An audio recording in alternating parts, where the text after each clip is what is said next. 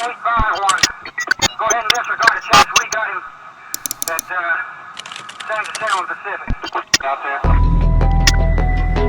A small Texas community mourned the tragic death of an outstanding high school athlete and scholar. At first, there wasn't much hope that the killer would be apprehended, but tiny paint chips and bits of plastic provided evidence far more accurate than an eyewitness.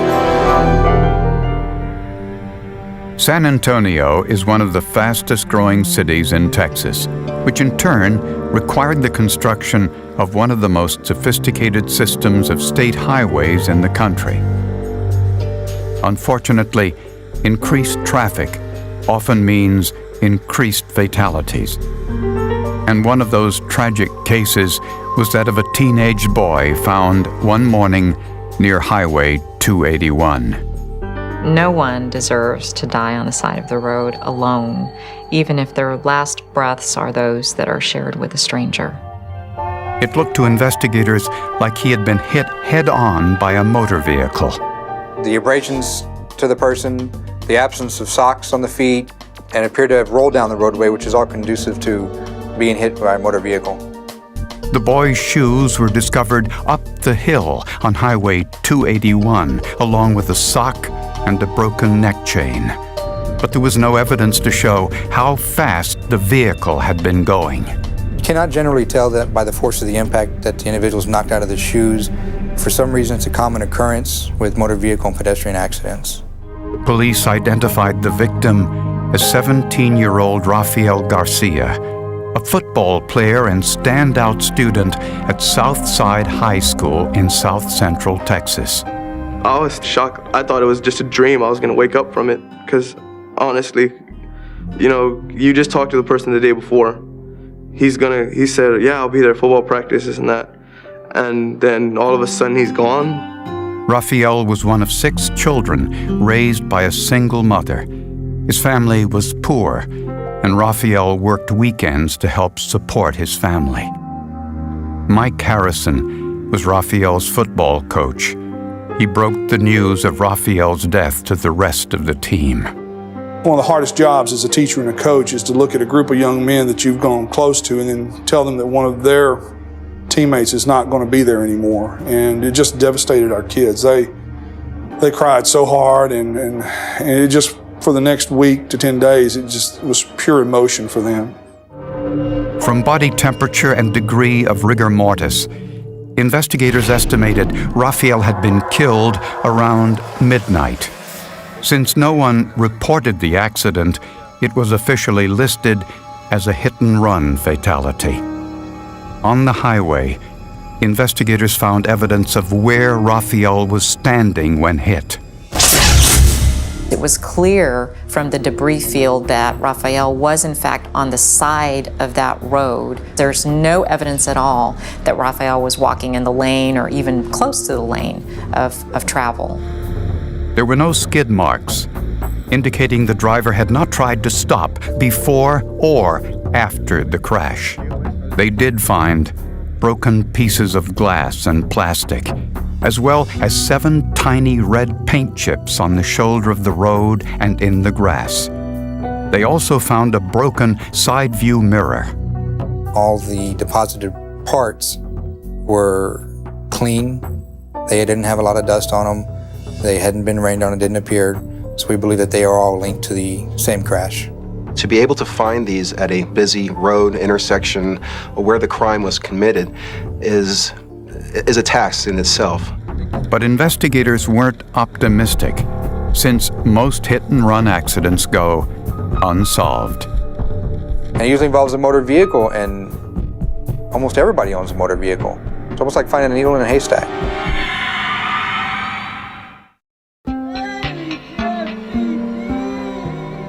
Hundreds of people turned out for Rafael Garcia's funeral. He was remembered as an athlete who put his studies before sports. When it came to Ralph, his education came first. But even before football, I remember there was one time where he didn't go to practice because he had a late assignment. He was a good person, and there's a lot of people here, and we're just gonna miss him. We want to know that the person who did this is facing the consequences for that and not able to just get away with taking a life. The autopsy revealed that Raphael suffered a fractured skull and other blunt force trauma to the head. This suggested that he was facing the oncoming traffic when he was hit. The medical examiner also found large bar-shaped bruises on Raphael's thighs. They looked as if they might have come from the front grille of a truck or SUV.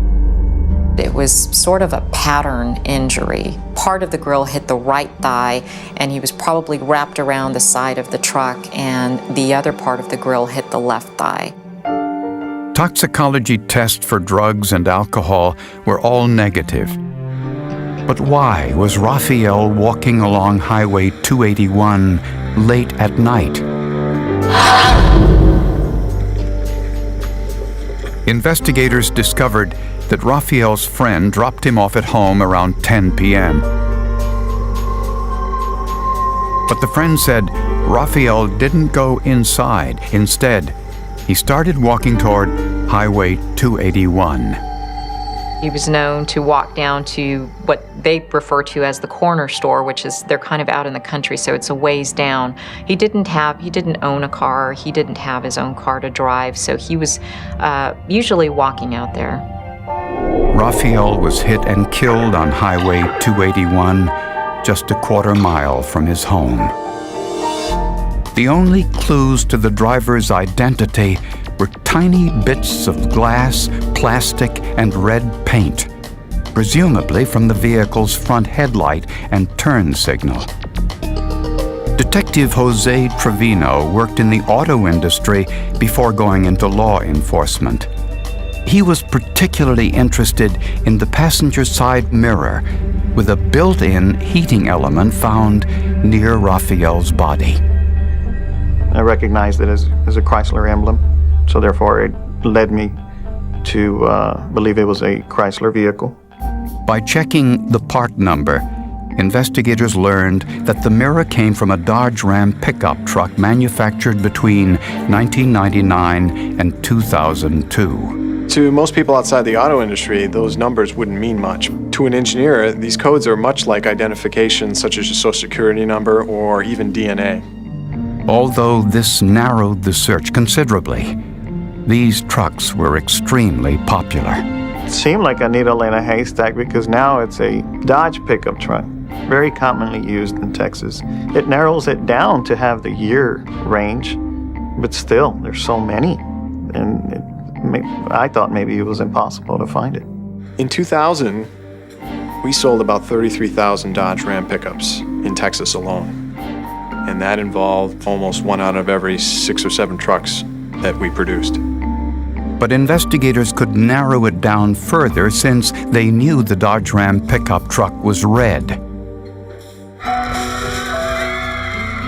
Raphael's football teammates offered to help find the vehicle. The head person that led this was our defensive captain, Gilbert Gossides. He played a middle linebacker, and him and Ralph were real close, and he said, he ain't gonna go out like this. We're at least gonna find out something, I feel sorry if we find that driver, because, he killed one of our brothers. We're a family. Police used local media outlets to ask vehicle body shops, as well as concerned citizens, to be on the lookout for a red Dodge pickup truck with damage to the front end. Strangely, none of the local body shops reported a red truck coming in for repairs. Police also issued a bulletin to all police departments nationwide in an effort to find the red truck. But the first tip that came in was from one of Raphael's classmates. He said that his mother's boyfriend came home that night of the accident or the crash and had said that he hit a deer on the highway and the police were going to get him, and then he took off and hasn't been seen since. The man's name was Robert Huffman, a 49-year-old construction worker. Vehicle records indicated Huffman drove a red Dodge pickup truck made in the year 2000. According to Huffman's girlfriend, he disappeared the morning following the accident, and she had no idea where he went. Time is of the essence when you're trying to solve these crimes. And knowing that the truck is your big piece of evidence and knowing that it's out there driving around in the elements, which means you're losing physical evidence. Making matters worse, Huffman didn't have any credit cards or an ATM card, so police couldn't track his whereabouts.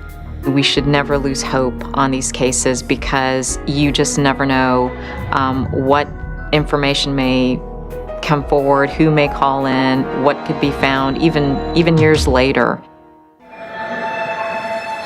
The prime suspect in the hit-and-run death of 17-year-old Rafael Garcia was Robert Huffman, a construction worker who owned the type of truck police were looking for.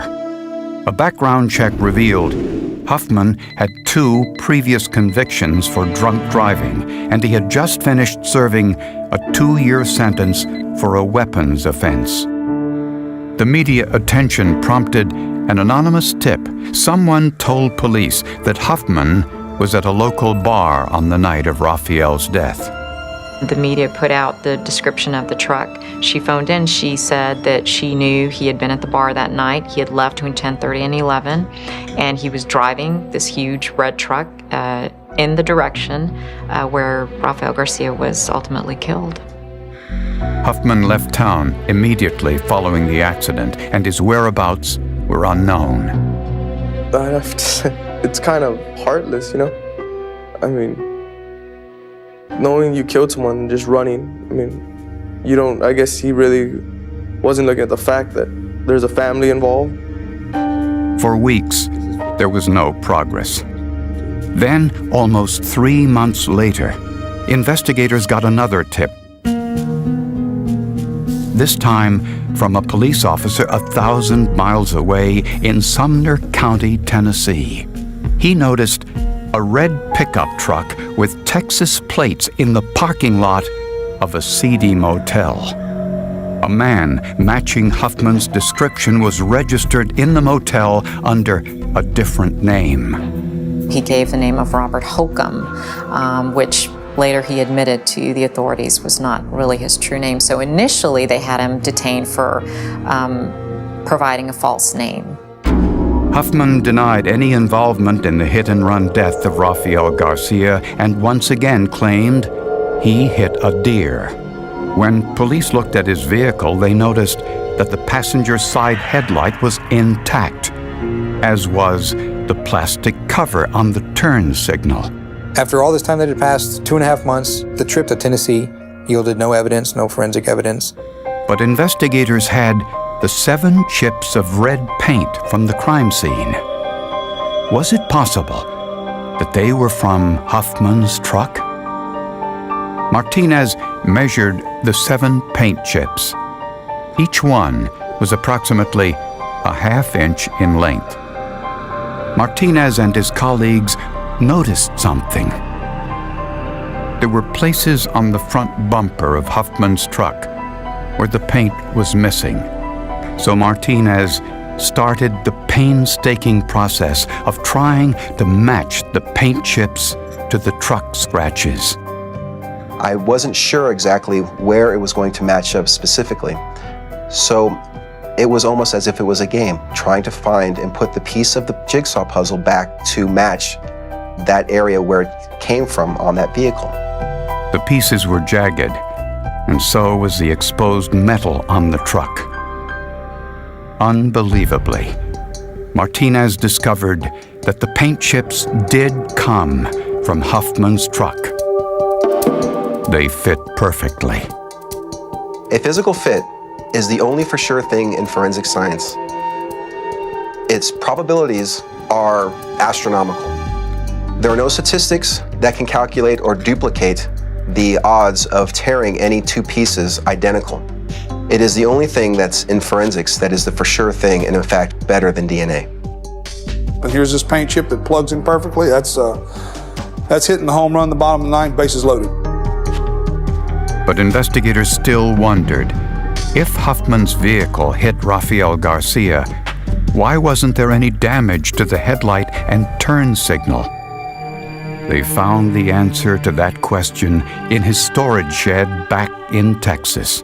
I went to Robert Huffman's house, and in the back shed we saw a 95 maroon Dodge truck that was missing the passenger side turn signal light. Apparently, Huffman owned a second pickup truck, a 1995 Dodge Ram. Interestingly, the 1995 model was similar to his red 2000 model, so much so that the headlamps on both trucks were dimensionally identical. The length, the width, the depth, all those features, the mounting points, they're all going to be in the same location. We took a 2000 model year truck, we removed the headlamp module, and we inserted a 1995 model year headlamp module, and the two fit perfectly.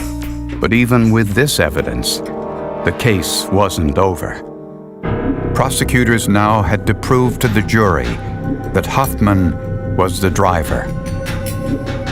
And with hit-and-run crashes, if you're able to locate the vehicle, that's just half the battle. Because now we have to prove who this person is that was driving at the time, because it may not be necessarily the owner of the vehicle. Although investigators could prove that Robert Huffman's red truck was the vehicle that killed Rafael Garcia, they still needed to prove to a jury that Huffman was driving the vehicle. To do that, investigators had to tie Huffman's whereabouts on the night of the fatal crash to Rafael Garcia's. Rafael's friend said she dropped him off at home around 10 p.m. But Rafael didn't go inside. Instead, he started walking back towards Highway 281, presumably headed to the country store a short distance away.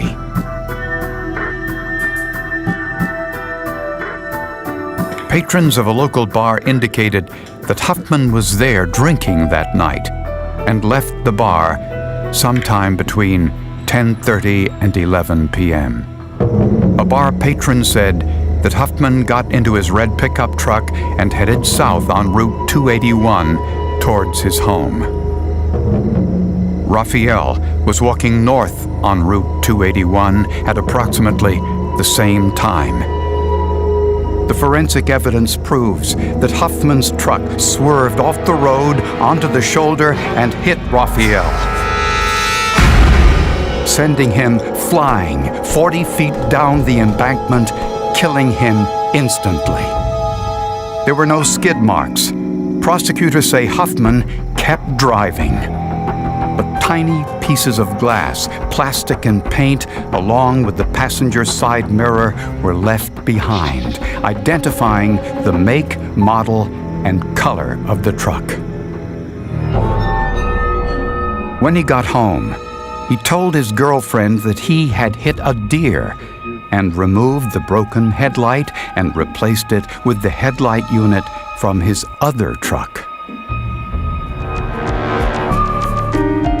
He fled the state the next day, driving 1,000 miles to Tennessee, hoping the case would blow over and be forgotten. But by this time, too many law enforcement agencies were looking for him. All the planets were aligned because it was every single little piece of evidence together that made this such a strong case, and everything fell into place. The paint chips at the scene fit perfectly to Huffman's truck, and the truck's grille also matched Rafael's injuries. You could almost compare the height of the grille on that truck to the height of where the bruises were located on Rafael, and they matched up almost perfectly. In February of 2006, Robert Huffman was tried and convicted of failure to stop and render aid after an accident. Because of his previous drunk driving offenses, he was sentenced to the maximum, 20 years in prison. He never confessed, never showed any remorse, and was rather indignant about the fact that he was being tried for this offense. Investigators say that without the science, this case, like most hit-and-run accidents, would probably have gone unsolved. To be able to establish a physical match is a rare find. To be able to actually solve a case and to obtain a conviction is even rarer. It just, to me, shows the determination of law enforcement to leave no stone unturned and to really look at the scene.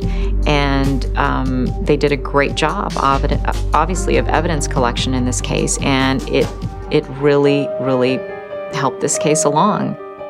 I'd say 1 in a million. I mean, like I said, it's a miracle. By the grace of God, they found it.